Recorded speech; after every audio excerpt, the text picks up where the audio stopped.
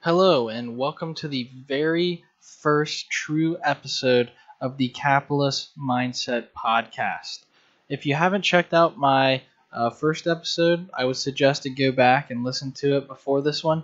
It's just kind of some background information on what the capitalist mindset is, how it got started, and who I am.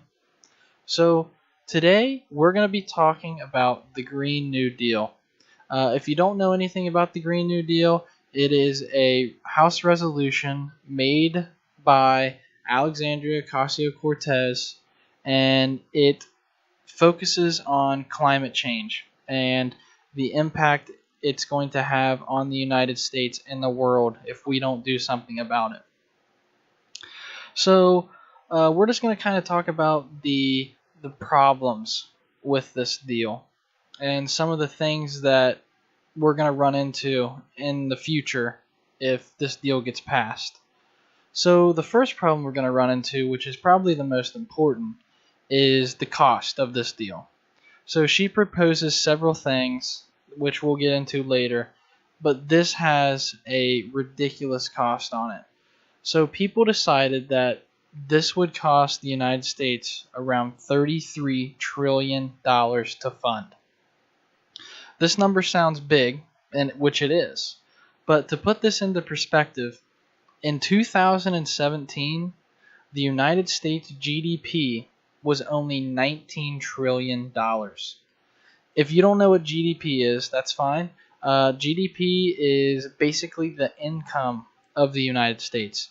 So if you took all of the corporations and individuals and figured out what their income was and added it up, that's the GDP of the United States. And that's only $19 trillion.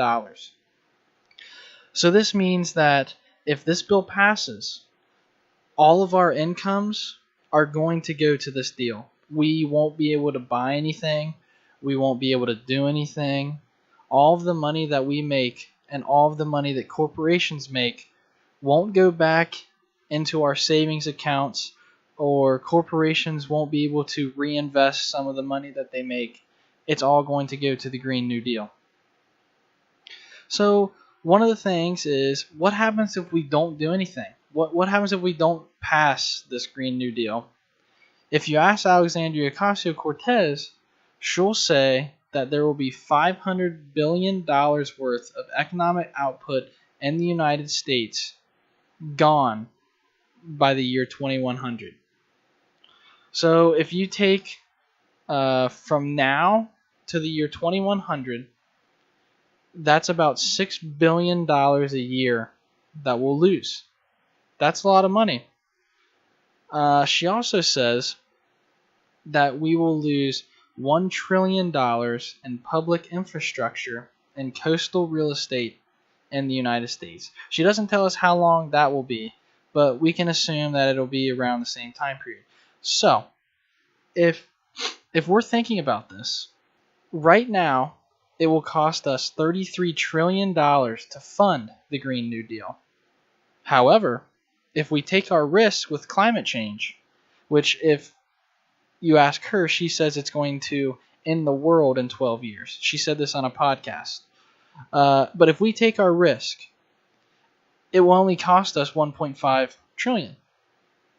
So, as someone who does economics a lot, I'd say we take our risk.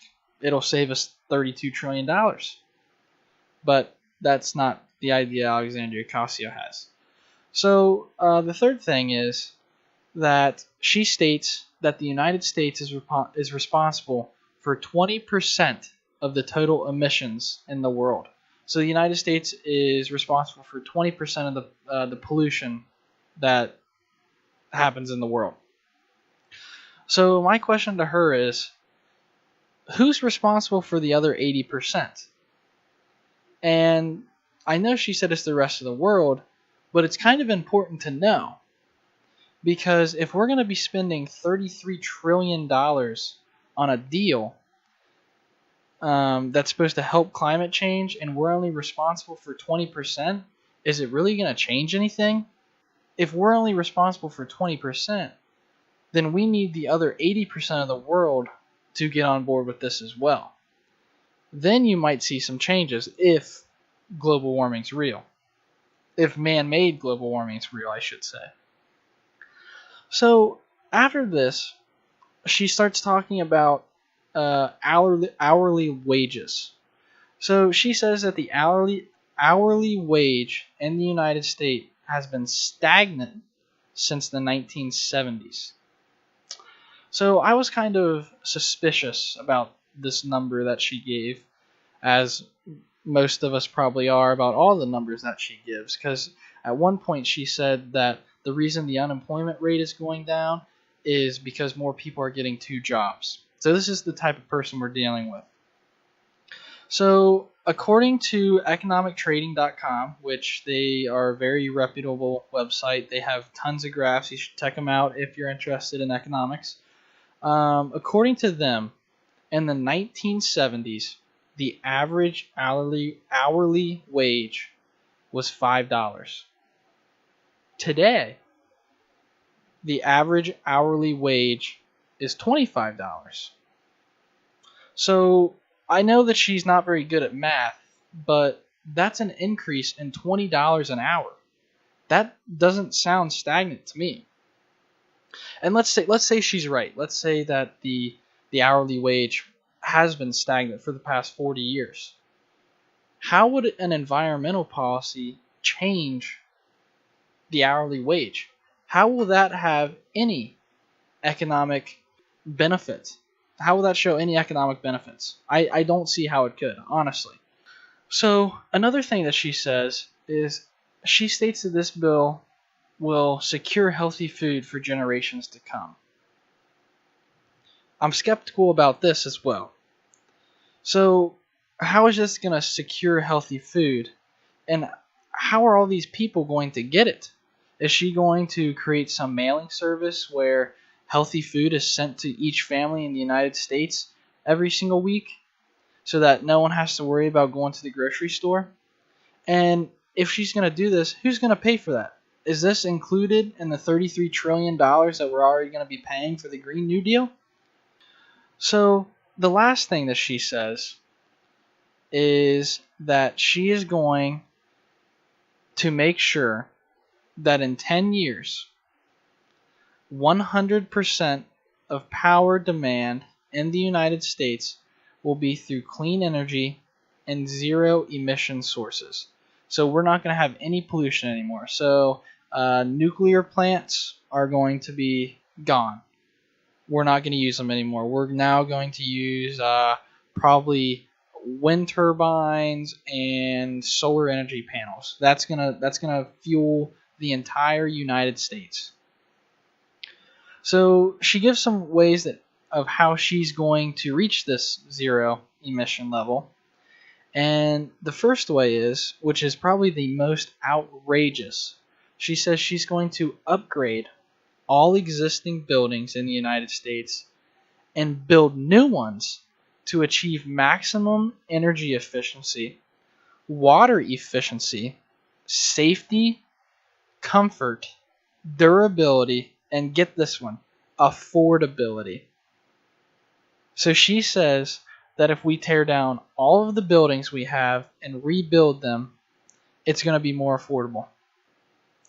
So my question to her is who's going to pay to tear down and rebuild all these buildings? Is this going to be the government paying? Or if you're in New York City and you own a Fortune 500 company and your office is located in a skyscraper, are you going to have to pay? Are the corporations going to have to pay to rebuild their entire building? Are they going to have to spend $100 million to rebuild an entire skyscraper? And then also, a house is a building. So is the lower middle class, is the middle class, are the people in poverty going to have to tear down their houses and rebuild them? And how are they going to pay for that? But if I'm someone who's in the lower middle class or in poverty, don't worry about it. Don't worry about it, because she said in the long run, it's going to be more affordable. So it's going to save you money to tear down your house and rebuild it. But when you tear down your house, where are you going to stay at? Are you going to have to pay for a hotel? Are you going to go to a homeless shelter and stay for free? What is her idea behind that?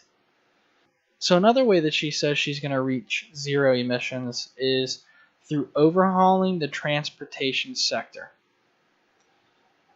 So she's going to, I'm assuming, she's going to ban the manufacturing of gas cars because she says she wants zero emission vehicle infrastructure. So if you're someone who has stock in like Ford or a type of automotive industry, I would suggest to take it out before Alexandria Ocasio-Cortez turns 35. Because if she becomes president, then we're all in trouble. But she also says that she's going to replace air travel with a high-speed rail. So instead of flying on planes, we're now going to travel on a high-speed rail. So my question to her, if you get on a plane, I don't know, I've never been on a plane before, so I don't know. But if you're flying from, let's say, Los Angeles to New York, it'll take 4 hours. I don't know if this is true or not. I'm just saying. It'll take 4 hours. Now we don't have planes, so what are we going to do? We're going to hop on the high-speed trail, and we're going to zoom from LA to New York, and it's going to take us a day and a half. What logical person thinks that that is a good idea to replace air travel with a high-speed rail? And this, we're just talking about domestic. Now let's start talking about international travel. So what are people going to do if they have a job where they have to travel to, let's say, Asia, or they have to travel to Europe, or they have to travel to Africa, or they have to travel to South America? How are they going to get to these places? Are we going to build a bridge from the United States to Europe? Or are we going to dig a tunnel? I mean, those both seem like feasible ideas to her, but logically, that makes no sense. There's no way that we are capable. I mean, we might be capable of building a bridge or a tunnel all the way under the ocean to Europe, but that would cost so much money. And is this included in the $33 trillion? Because this sounds like the bridge or tunnel alone will cost more than 33 trillion. But this is the mind behind Alexandria Ocasio-Cortez and the Democratic Party. The really scary thing is that when she came out with this bill, in less than 2 hours, she got 60 signatures of support from her colleagues. And some of these people who are running for president at this upcoming election already signed this. People such as Elizabeth Warren, Cory Booker, Kamala Harris, all these people, they're all on the Alexandria Ocasio-Cortez bandwagon. They all believe the same things that she believes, and we should all be afraid. And the thing is, we cannot take these people lightly, because when they took us lightly in 2016 and said we never had a chance, we came out of nowhere, in quotes, and won the election. We cannot take these people lightly because they will surprise us just as bad as we surprised them. So this is all I'm gonna have for today. If you like the video, please give it a like and subscribe. If you could check out my Twitter channel, there will be a link in the bio below. I hope you guys have a great rest of your week, and I will see you in the next episode.